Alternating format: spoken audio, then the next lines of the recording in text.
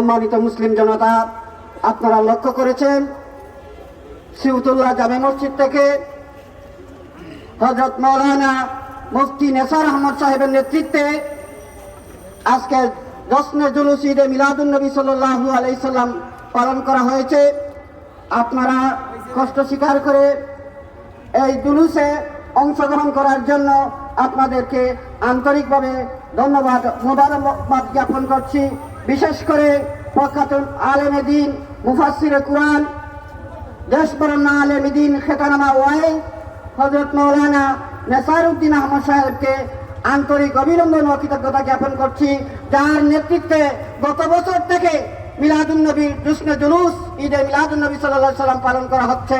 আগামীতে বৃহৎ পরিসরে এই জশ্নে জুলুস উনার নেতৃত্ব পালন করা হবে, সেই আশা সেই প্রত্যাশা ব্যক্ত করে সকলকে আবার অভিনন্দন জানিয়ে আমি আমার বক্তব্য শেষ করছি। ধন্যবাদ সবাইকে।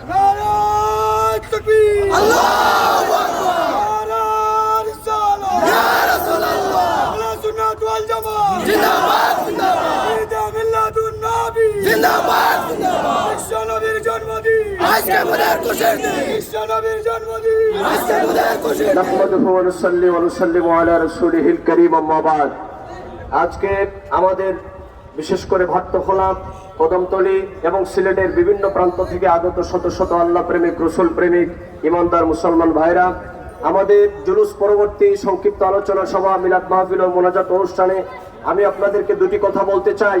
আপনারা একটা কথা বলেন, আমরা এখানে আজকে যে পরিশ্রম করেছি, আমার বিশ্বাস আজকের প্রত্যেকটা মানুষের কাপড় চোপড়, কারো কাপড় শুকনো থাকার কথা নয়। প্রচন্ড রোদ, এই প্রচন্ড রোদের মধ্যে আপনারা কি কারণে এই সময়টুকু ব্যয় করেছেন? আমি যদি প্রশ্ন করি, আপনারা বলবেন নিশ্চয় আমরা আল্লাহর হাবিবের মহব্বতে আমরা এই সময়টুকু কোরবানি দিয়েছি। কথা বলেন ঠিক কিনা? আমি বাংলাদেশ সরকারের মাননীয় প্রধানমন্ত্রীকে ধন্যবাদ দিচ্ছি।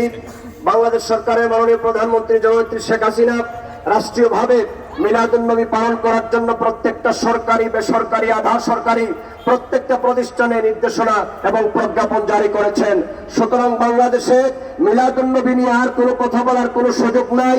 রাষ্ট্রীয়ভাবে বাংলাদেশে মিলাদুন নবীকে বৈধ ঘোষণা করা হয়েছে। বলেন মারহাবা।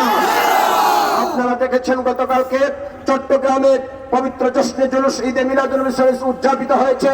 সময় টিভি সহ বাংলাদেশের জাতীয় পত্রিকা এবং বিভিন্ন টিভি চ্যানেলগুলো বলেছে প্রায় 85 লক্ষ মানুষের সমাগম হয়েছে।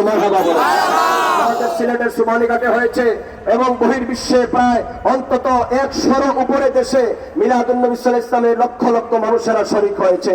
হবে না কেন? এই দিনে তো সৃষ্টির প্রাণ প্রিয় রাসূল, আমাদের ঈমানের মূল মুহাম্মদ সাল্লাল্লাহু আলাইহি ওয়াসাল্লাম পৃথিবীতে আগমন করেছেন। এই দিনের চাইতে আমাদের বড় আনন্দের আর কোনোদিন হতে পারে না। আজ এই দিনকে বেদাত ফতোয়া দেওয়ার কোনো সুযোগ নাই। এই দিনের বিরুদ্ধাচরণ করা মানে রাষ্ট্রীয় আইনকে বৃদ্ধাঙ্গুলি প্রদর্শন করা। বলেন ঠিক না? এজন্য আমরা আমাদের এই সিলেটের সম্মানিত ডিসি মহোদয়কে ধন্যবাদ দিচ্ছি, আমাদের এসপি মহোদয়কে ধন্যবাদ দিচ্ছি, আমাদের প্রশাসনিক কর্মকর্তাদেরকে ধন্যবাদ দিচ্ছি। আমরা যে ওসি সাহেবদের কাছে, এসপি সাহেবদের কাছে ব্যক্তিগতভাবে যোগাযোগ করেছি, সকলেই বলেছেন আপনাদের জন্য এই দেশের রাস্তাঘাট উন্মুক্ত। নবীর শানে আপনারা মিলাদ কিয়াম করবেন, এতে কোনো রাষ্ট্রীয় বাধা নাই। ধন্যবাদ দিচ্ছি সকলকে। এখানে বিভিন্ন শ্রেণী পেশার লোকেরা, প্রশাসনিক কর্মকর্তা ভাইরা, আমার যুবক ভাইরা, বিশেষ করে আমার ভাট্টখোলার যুবক ভাইরা, আমি সকলকে মোবারকবাদ দিচ্ছি। আমার মুসল্লি ভাইদেরকে মোবারকবাদ দিচ্ছি, আমার মুয়াজ্জিন সাহেবদেরকে মোবারকবাদ দিচ্ছি, আমার মুরব্বী বাবারা যারা, অনেকে ডায়াবেটিস, অনেকে ক্ষুধার্ত, আপনারা এই প্রচন্ড ক্ষুধা নিয়ে এই ময়দানে হেঁটেছেন। আল্লাহ পাক যেন আপনাদের প্রত্যেকটা ঘামের ফোঁটার বদৌলতে আল্লাহ যেন গুনাহ মাফ করে হাসরে আমার নবীর শাফাআত যেন নসিব করেন। সবাই বলেন নবীজিকে সালাম দেই, ইয়া নবী সালাম।